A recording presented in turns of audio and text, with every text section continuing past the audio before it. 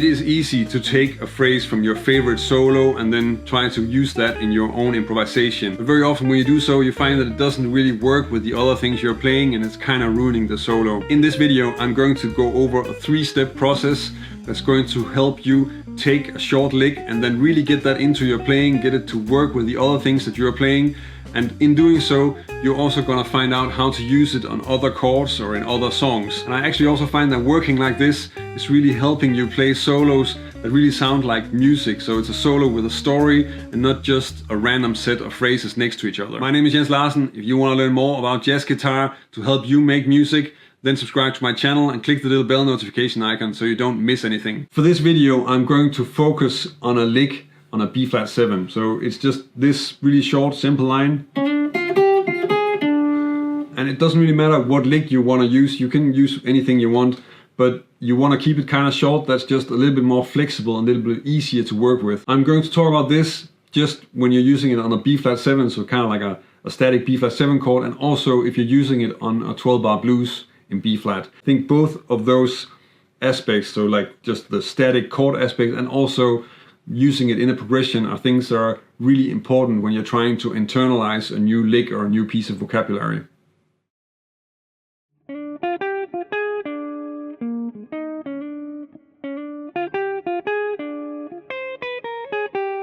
What you hear here is me trying to play the lick and also trying to use it just on a static B-flat-7. And really this is about being able to play it. Of course, whatever you want to try to get into your solo, you need to be able to play it, you need to be able to execute it technically, and then you also need to see it in some sort of context when you want to use it. And of course the easiest context to see something in is just to use it on a static chord. So this fits on a B-flat-7, so therefore you can also just try and play some B-flat-7 phrases that are leading into it, or some B-flat-7 phrases that are coming out of it. And that way you're taking that melody that is that short lick and then trying to connect it with the stuff that you already know and see if you can get it to work like that. And this is really important. It can also be useful to check it out in other places on the neck, but in the beginning just really starting with connecting this to the other things that you play, and again just on that B-flat-7 is really going to help you get something in your playing that you can really improvise with and not just some sort of static block that you're inserting. A great way to get more out of the licks that you're studying is to start moving them around. And this is just because if you're moving them around, then you're kind of going away from just having them in your fingers. You need to really hear them. You need to have them in your ears and in your system. And when you do this, I think the best place to start is probably just to start with moving it around on the same chord. In this case, so we have the B-flat-7 and the lick that I'm working with is this one. There are maybe two things that can influence this. In this case, I think what's important about this lick is the melody. It's not really the note choices. So we're not really stuck with having to have certain notes in there for it to work. For instance, if you imagine having a lick and what you really like about it is that it's using a major 7 sharp 5 arpeggio, then you can't really move it around any more than you're gonna lose the major 7 sharp 5 arpeggio. But you can start looking at, well, are there other places I can use it? Because if you're thinking, well, it's major 7 sharp 5, so it's probably melodic minor, and that means that I can use the same type of idea not only on a tonic minor chord, but also on a major 7 sharp 5 chord, or a Lydian dominant, or an altered dominant. And in that way you can move it around and get more out of it and insert it into your playing in other places as well. In this case, I think the important thing is the melody. So it's about how that melody moves, and I can move that around the scale. And I can of course just start with moving it around the scale that fits with my B-flat-7 here. So now I'm starting on the 3rd. I can also start on the root, or maybe on the 5th, or even on the 6th or 13th. So there are a lot of places where you can try and work with this, and the basic melodic idea stays the same, and I can use that when I'm improvising. Since we're using this lick on a B-flat blues, then it makes sense to also just take that phrase and then try and move it around the blues and try to use it on the different chords and explore what works. And maybe if you transpose it first, then the basic thing is going to work, but we also already checked out a few other options. So maybe there are other ones that doesn't work if we find one that we're like, wow, that doesn't really sound that nice. So if we take this through the B-flat blues, the basic thing on B-flat, we can just really transpose it on the E-flat 7. back to B flat. And then, well, we could try on B flat 7 altered. I guess you could do like this, but that's not the nicest one. Well, we're just exploring. We can see what else comes up along the way. B flat 7. And on the E diminished, I can use the same one.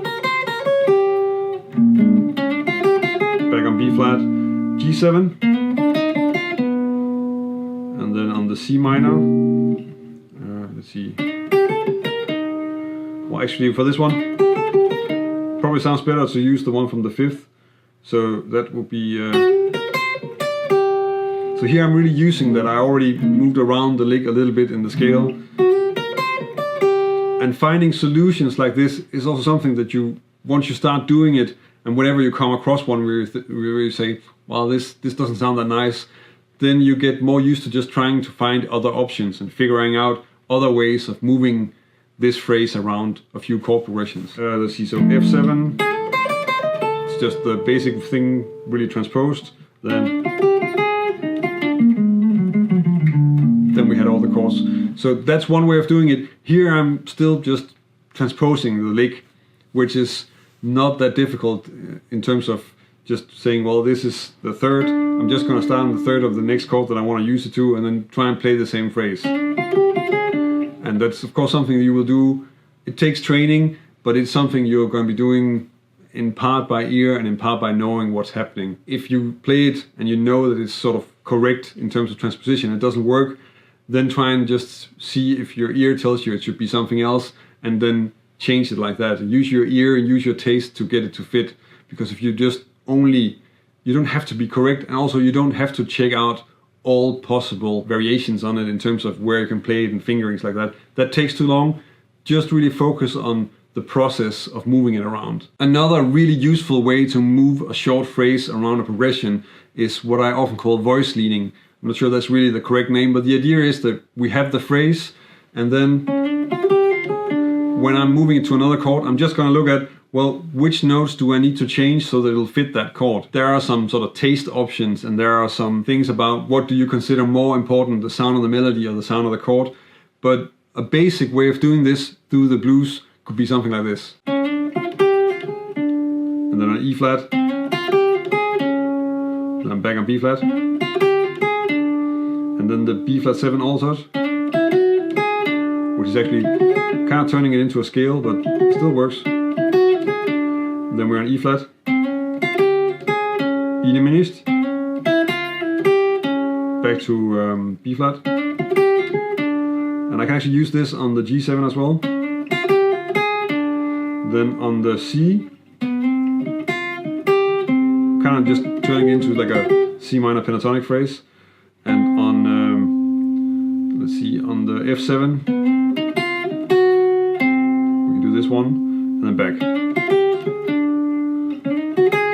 And here's a different version of the F7, kind of F7 altered. So there are a few different ways that you can do this, and I guess the idea is just to play the phrase and then think about the next chord, and then just kind of look at what notes are in there, or see if you can hear what you need to change. I guess in this case,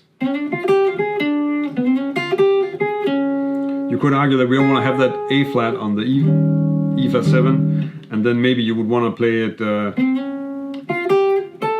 like a sharp 11, but that's also a really distinct sound, so maybe that's not so nice.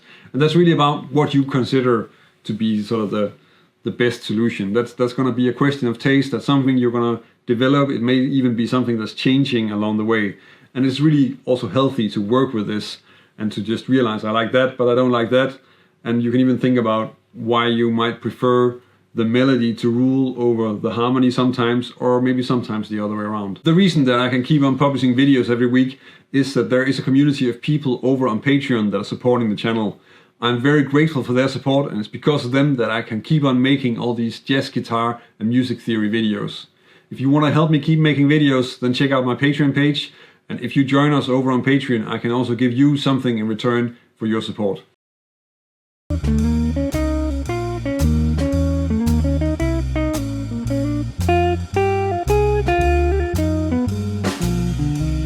finally, you need to start using this on the blues and then try to make variations of it and really try to be free with it so that it kind of comes naturally out of the way that you're playing. And I think if you're focusing on just using the one lick, moving it around the changes, and then making different endings or making small pickups to it, then that's really gonna help it sit in your playing and help you hear how it's supposed to fit with the rest of the things that you're doing. And another thing that you maybe also will start to notice when you do this is that if you're really sticking with the lick, then sometimes it becomes too much and you want to play something else as a sort of end of the sentence, or maybe like a call response thing where now I played the lick as a question and I want to play something that is an answer to it, but it has to sound completely different. And that's something you develop along the way, and in the end you're probably going to be playing some phrases where you're starting with the original lick, but you're going to end up with phrases that sound completely different. But they are also new phrases that you came up with in this process, and that way they're really helping you develop a lot of new vocabulary.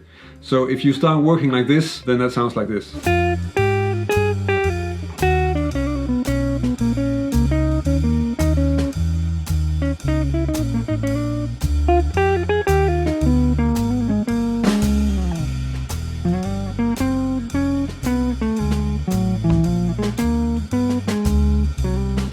Another thing that's also very important when you're working with a new lick like this is to also work on having some rhythmical variations in there and really try to move around the lick, try and play it placed differently in the bar, try to play different rhythms, try and make some notes longer or shorter, maybe leave something out, and in that way create some variations. That's really gonna free up the way that you can use it, make it a lot more flexible and really be something that you can use everywhere in your playing. And if you try and work focusing like this on the 12-bar blues with the same phrase, then that could sound something like this.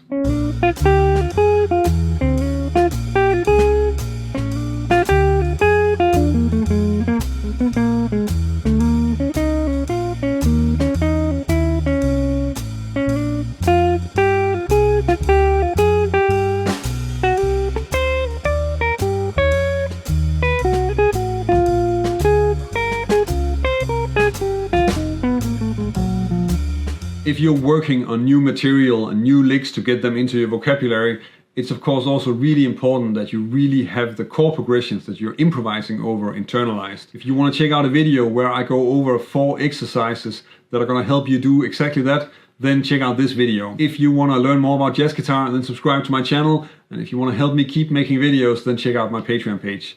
That's about it for this time. Thank you for watching, and until next time.